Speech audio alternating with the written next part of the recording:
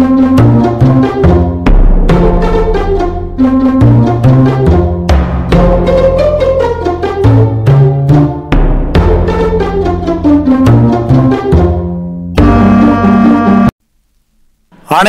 வணக்கம். வாசனை பொருட்களின் அரசி என்று வர்ணிக்கப்படுவது ஏலக்காய்.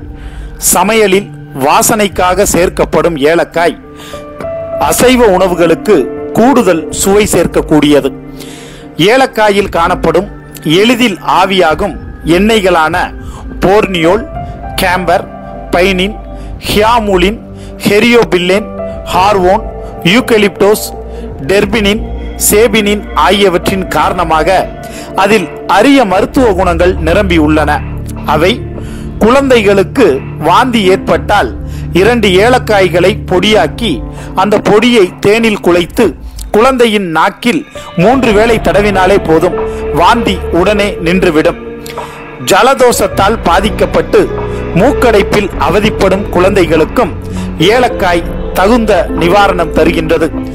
4-5 ஏலக்காய்களை நெருப்பில் போட்டு அந்த புகையை குழந்தைகள் சுவாசித்தாலே மூக்கடைப்பு உடனே திறந்து கொள்ளும்.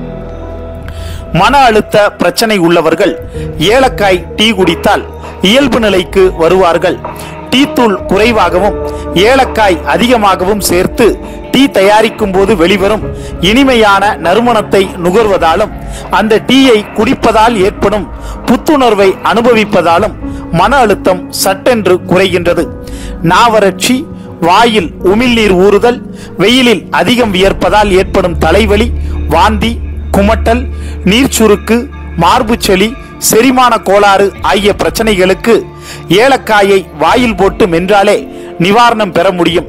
அதே நேரம் ஏலக்காயை அதிகமாக அடிக்கடி வாயில் போட்டு மெல்லுவதும் நல்லதல்ல. வெயிலில் அதிகம் அலைந்தால் தலை சுற்றல், மயக்கம் ஏற்படும்.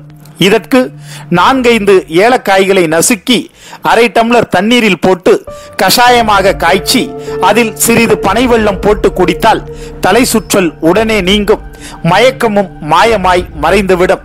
விக்கலால் அவதிப்படுவோர் 2 ஏலக்காய்களை நசுக்கி அத்துடன் 4-5 புதினா இலைகளை போட்டு 1/2 டம்ளர் தண்ணீரில் நன்கு காய்ச்சி வடிகட்டி மிதமான சூட்டில் இந்த கஷாயத்தை குடித்தாலே போதும். வாய்வு தொல்லையால் அவதிப்படுவோர் ஏலக்காயை நன்கு காய வைத்து பொடியாக்கி அந்த பொடியில் 1/2 டீஸ்பூன் எடுத்து 1/2 டம்ளர் தண்ணீரில் கொதிக்க விட வேண்டும்.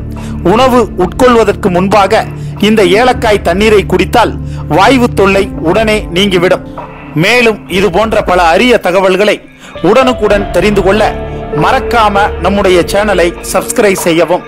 மேலும் அதற்கும் கீழே இருக்கக்கூடிய பெல் சிம்பலை கிளிக் செய்து மறக்காம நம்முடைய சேனலை நோட்டிபிகேஷன் எனேபிள் செய்து கொள்ளவும். நன்றி, வணக்கம்.